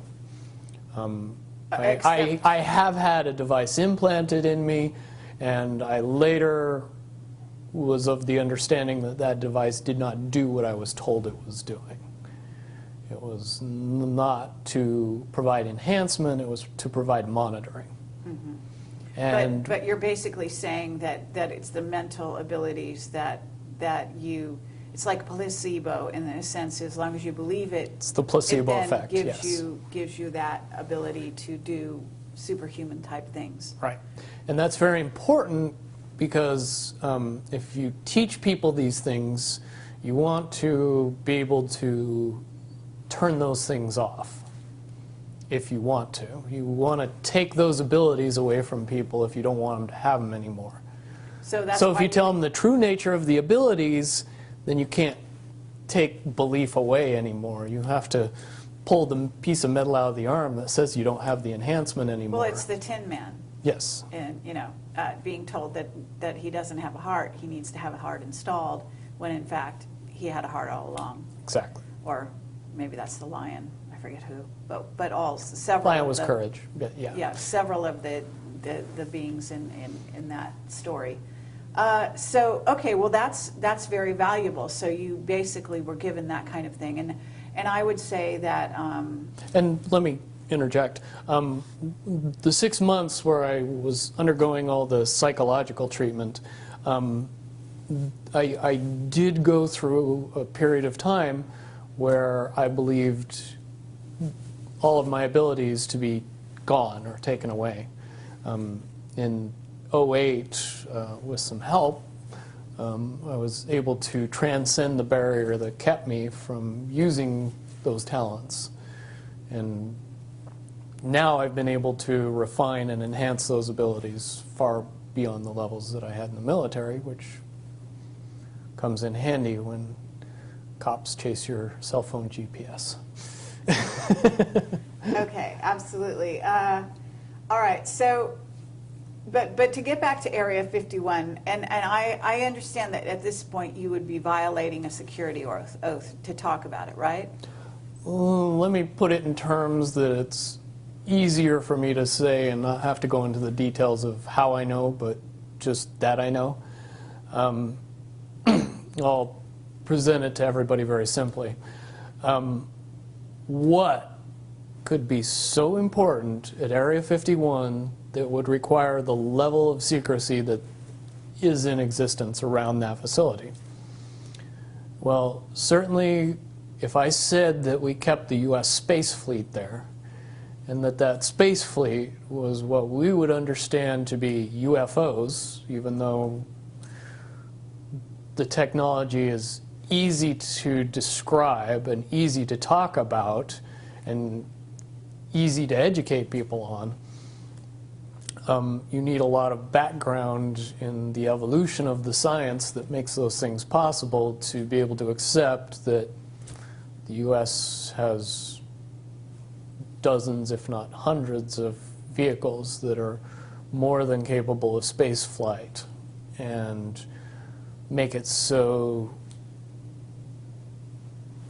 we would have a fleet of vehicles that would be seemingly extraterrestrial. And the reason that that has to be kept that way is because if you know that those vehicles exist, you start to question the technology that they're based on. And when you start to do that, then you start to question why we're still using petroleum products and solid rocket boosters and everything else, and things get quickly out of hand after that. So to keep those vehicles a secret is to keep everything else a secret, which is why you would need that level of security to prevent anybody from finding out about it. Okay, but that space fleet, as you call it, is capable of going anywhere easily throughout the solar system without much time or hindrance to the occupants. Okay, and explain how fast one could get to Mars, for example. Just below the speed of light.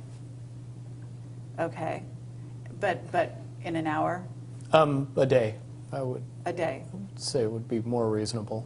Okay. Incredibly fast. Okay, have you seen these vehicles yourself? I've seen one type of one vehicle. Okay. And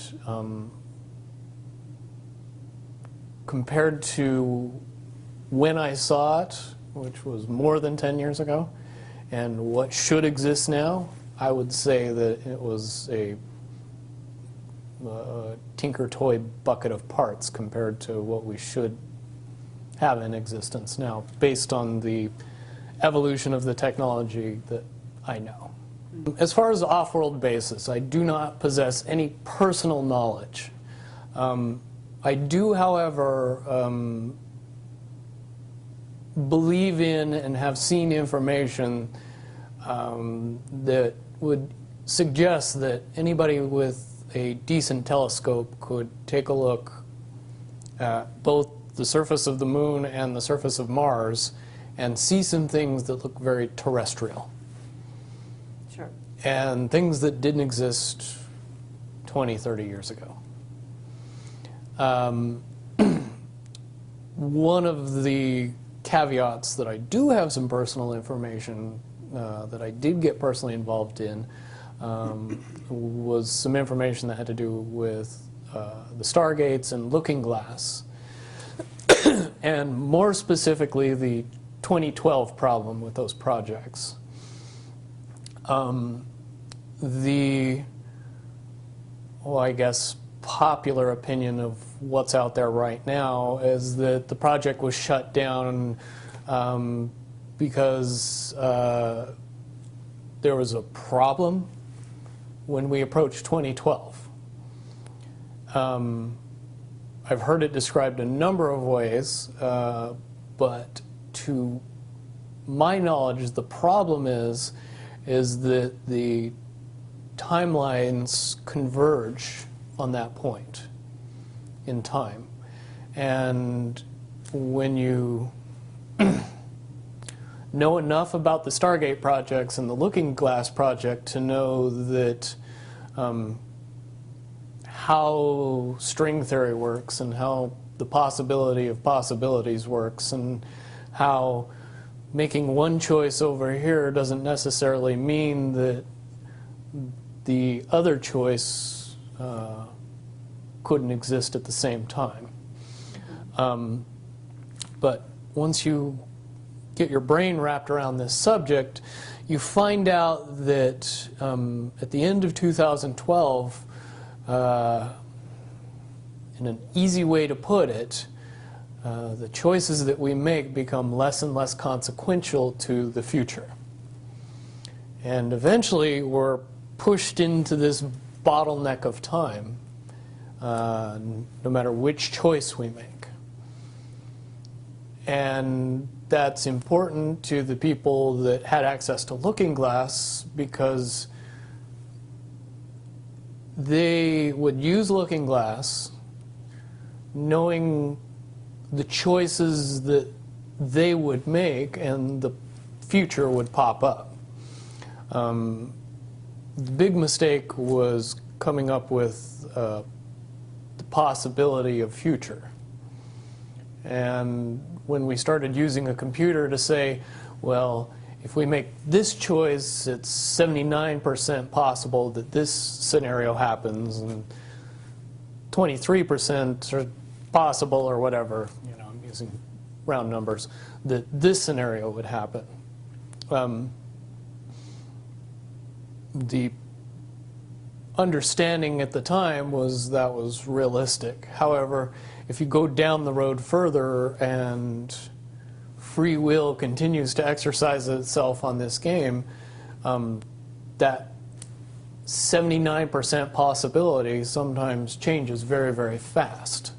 But if you look at the situation in a point of time, it seems very realistic that that's the greatest possibility.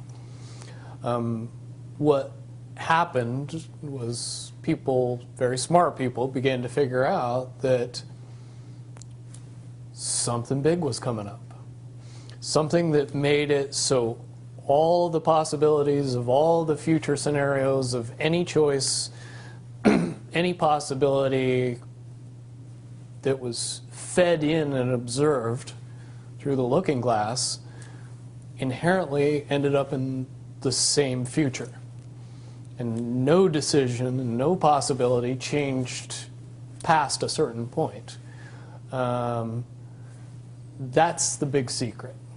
Okay, so is that certainly 2012 in your understanding? It well coincides with December 21st, 2012. So at that point, all possibilities lead to the same timelines. Rubicon. All possible timelines lead to the same basic set of history in the future. And what is that history to you? Did you know that, or did you find that out? That is the big question. That is the big secret. That is what sends everybody that has all of the information, that knows everything, into a blind panic. The people that know everything about Looking Glass, that have gotten all the reports and all the information, the elites of the world, probably figured out that that was the end of the game, and nothing could be manipulated beyond that point. So do you think that's held true? In other words, well, I have about 60 questions, but do you think that's true or holding true, that nothing could be manipulated, that they haven't found a way to manipulate, that that's still the case? I mean, this is knowledge that you would have gained back when? Back when I was in the military, it would have been before '97 when I got in trouble. And it was things that one of my particular areas that I was amazingly intuitive about is problem solving / mission planning, or more specifically, taking a bad mission and fixing it, getting everybody through and out of it. Troubleshooting an optimum future. Exactly. Certainly knowing how string theory and possible futures works makes it so you can work your mind very quickly to see the reality of what's happening and decide what decisions need to be made to change it for a particular outcome. Okay, but at a certain point you said that even the powers that be, so to speak, realized that having even abilities such as yourself, you're talking about, which they, in theory, had even using a computer or a looking glass. Right, they had to use a computer to do it. Right, so in essence, but at a certain point, it's still an end game. It's still, they cannot go beyond a certain point. At a certain point, after they're done hearing the computer tell them, this is what's going to happen, over and over and over and over again, all they become focused on is, how do we fix it? Why? What is this that's going to happen? The you know that? inevitable contraction of the timelines. But what does that mean for this reality? Do you know that? I don't know that. What I do know is that I was called in and asked to solve this problem, this timeline contraction problem. And I eventually did my due diligence and did all the investigating, and basically only had one piece of information, and that was reinforcement. The computer's right. The timelines will contract down to some inevitable thing that you guys won't tell me about, so I can't help you. But it's, what you're basically, you came back with was, it is inevitable, whatever it is. There is an inevitable event. It's been forecast, it's been predicted, it's been fed to us in a slop trough of what they want us to believe will happen. But they don't actually However, know. They don't actually have control over what happens. They only have control over the reaction, and it seems that no matter what they try to do to cause their desired reaction, it's going to have an opposite effect. Interesting. Now, it's much, much easier for me to explain today what that process is as opposed to back then. But if I had to give it a name, I would say it's the awakening process. It's an evolution of consciousness that cannot, will not, and no matter what decisions or possibilities are injected into the equation, eventually it all resolves down to us all learning the truth and becoming aware of this massive dam of lies that has been built that keep us from knowing massive volume of information that we should otherwise possess.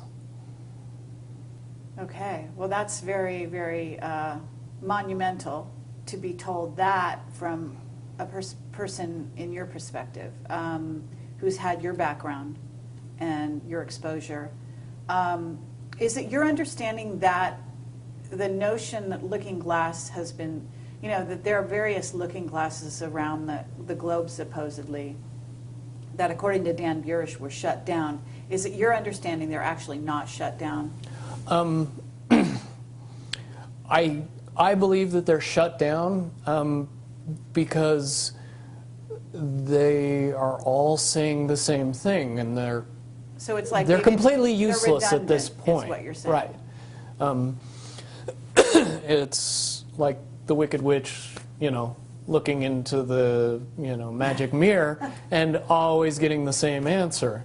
Well, if you were always getting the exact opposite of the answer that you wanted, you'd stop talking to the mirror. And that's essentially what happened with Looking Glass, is no longer, not only did they not want people to use it anymore because they knew it was just going to burp out the same thing, but at the same time they didn't want anybody else to know what it was saying, I'm sure. Because that they would lose control. Because that information was of a monumental concern when I was in the military about how to prevent this inevitability. Now, at first I thought it was end of the world. Now I see end of the world as end of their world. Well said. Okay, but are you aware, do you know the difference between Looking Glass and the yellow cube? Yes. Okay, and are you aware of what happened to the yellow cube and how it was used and so on? I believe that the yellow cube still exists. I can't say for certain if it's on this planet, but I would say that it's definitely protected from use at this point. Okay, well that coincides with the testimony we got. Can you also verify that leaders of... But let me say one thing about the yellow book and its differences with Looking Glass.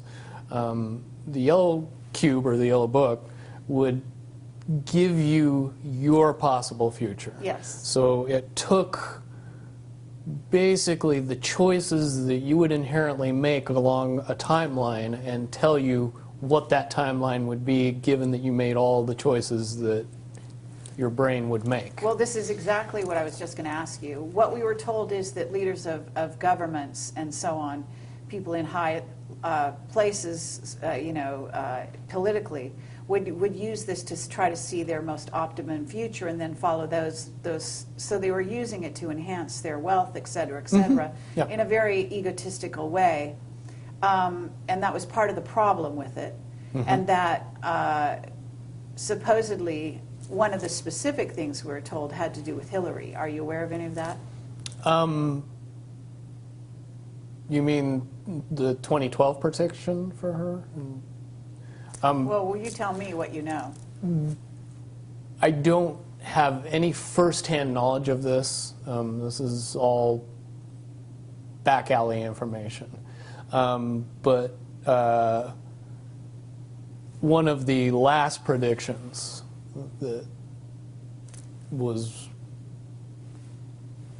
put out by the yellow cube was that for all intents and purposes, and this is just my level of understanding, is that Hillary Clinton would be president in 2012. And when the yellow cube is involved, it leads me to question what I know about Looking Glass and string theory along with that. The first question that anybody that knew anything about the process would know is who was using the cube Right. when it made that prediction. If I knew that, then I could tell you why it would predict what it predicted. Wasn't there also an issue with, I'm not sure, but in using the yellow cube, yellow book, however you want to term it, that they actually had to use it through an intuitive who had a high vibration, had to be in the vicinity to, in a sense, be the go-between between the person who wanted to use the cube Right. and the cube itself, because normally they didn't have the vibration necessary. Correct. And that is a process that would prevent anomalies from popping out in predictions. But it wouldn't completely... No, and I'll tell you why. If it was used properly by somebody that knew how to use it and could eliminate their thought process from the machine's effective use, it would be very easy to get an exact, what future holds. Right. However, anybody that has that ability would inherently know that that information could not be given and would be protected. And that inherent notion would inject something into the yellow cube or the yellow book that would give an inaccurate statement. Just by the person that's using its intuition saying, if I tell the truth, it'll be bad. So the higher levels pick up on that and throw out a different scenario that Right. isn't the truth. It's in a sense the feedback loop gets dirtied somewhere along the line by exposure. And that's why those pieces of technology should have never been used by humanity in its current level of understanding. Because for all intents and purposes, the technology doesn't work right when we use it. Right, I totally get that. Okay, so to get back to Looking Glass and the possible futures that they do converge, and the notion of, is there anything else that you can tell us, that you would want to tell us about that and the rest of the laundry list of sort of information that you had direct exposure to, either for yourself or through someone that you had vetted? The biggest cherry on top of all this conversation would be a synopsis to say that if I could convince everybody out there that for all intents and purposes, what we believe to be true eventually becomes true. If somebody convinces us that a major disaster is going to happen in the very near future, a major disaster happens in the very near future. If we don't buy into that fear and accept that there's really nothing that we know is going to happen, and accept of whatever happens, that makes the convergence of the timelines happen as naturally as possible. Any attempts to try to go away from this one inevitable conclusion, which I again see as a new beginning, an end of this reality, the beginning of something that we can't even possibly understand based on the level of our beliefs currently. But when all that information comes flooding out, there's going to be no denying what's true and what's a lie or what's illusion. We won't have the choice to believe that 9/11 happened because of a bunch of terrorists, because we'll know exactly what's happened. Basically what we're experiencing right now is two master chess players sitting at the board. And one of them looks down at the board and sees that he's in checkmate in 7 moves. And he looks across at his opponent and he knows that his opponent sees it too. So there's no getting out of it. So at this point, the loser can only prolong the game. The game, both players know the game is over. It's only a matter of time before he does this, and then you're forced to do this, and then he's forced to do this, and eventually checkmate. We, as a race, if we could understand that the game is over, that based on the rules of the game, the bad guys have already lost, the good guys have already won. Yes, there's moves left on the table, but those moves are being forced by the player that is going to win. The only way that checkmate can't happen is if the player that's winning makes a mistake. But from all of the information that I've gathered, all of the information that's been given, all of the information that's been vetted to me, it seems pretty obvious that the good guy player on the side of the chessboard knows exactly what has to be done to win the game. And so at this point, any mistake would be all but impossible. But again, you really have to understand the game to know that the guy that's losing is lost. And I'm sure most people sitting watching a chess match between two advanced chess players know the game's over long after the two players know it's over, because they can't see the board and see that there's only 7 moves left. Okay, but when we come to this convergence, and again, you've seen, or the looking glass has seen up to that point. Now, let me say why I believe that it comes down to one inevitability, is because I was entrusted in getting it down to 2 possibilities. And I've heard both of those possibilities talked about in massive proportions, the good and the bad. Okay, do you want to talk, so can you in one sentence say what the good was and the bad was, or are you able to do that? To most easily put it to people, I suppose. One scenario is what most people would understand to be ascension, or an evolution of consciousness, that brings us out of the cocoon and turns us into a butterfly. Timeline 2 is some kind of major global catastrophe that drives most of us underground and leaves a few of us on top to fend for ourselves.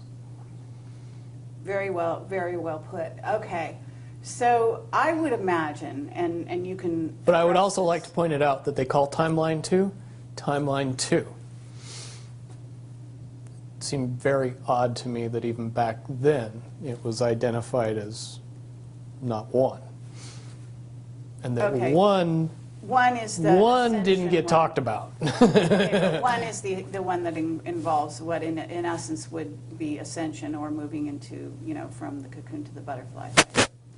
Okay, but I believe, based on what you're telling me, that they would have used a lot of people like you that had a proclivity for being able to see the future, to be what is a sort of an advanced psychic remote viewer, whatever you want to call that, and looking glass, to posit these potential futures, to go up to that point and to view it, and that you're just one of many. Wouldn't you agree?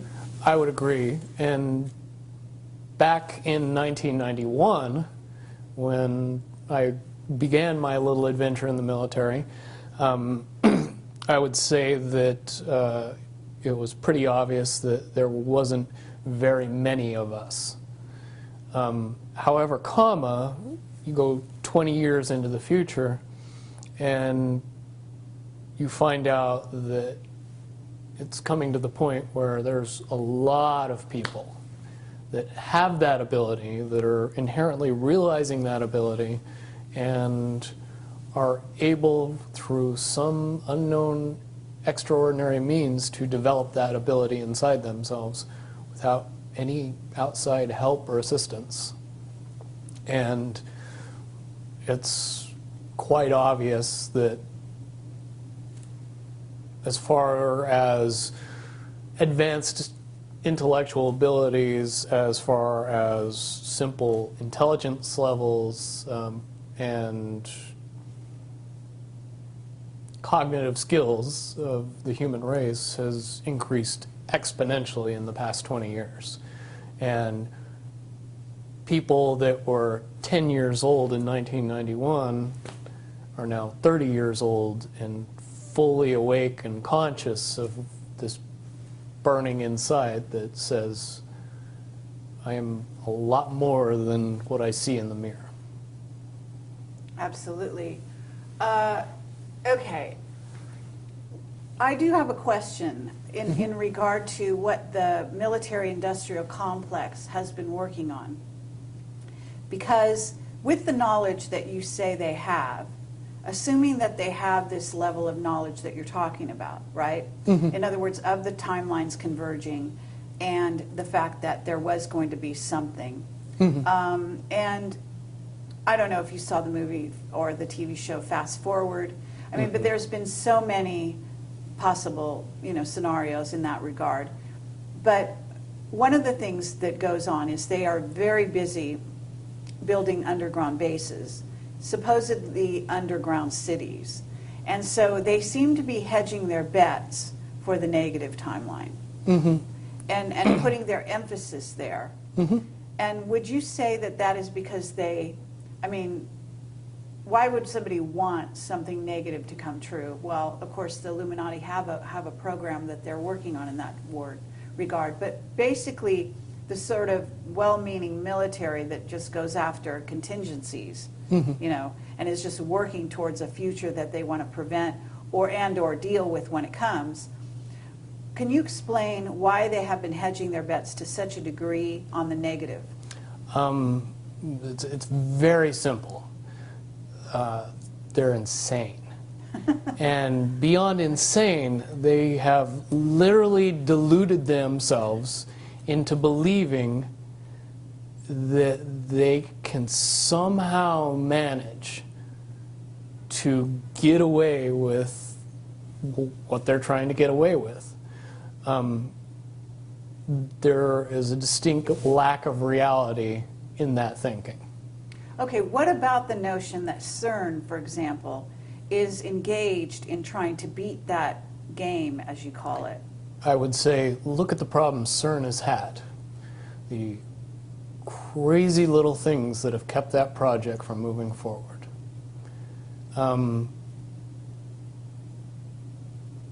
Certainly they have never even come close to getting that project to the level that they want it to be to do what they really want to do with it.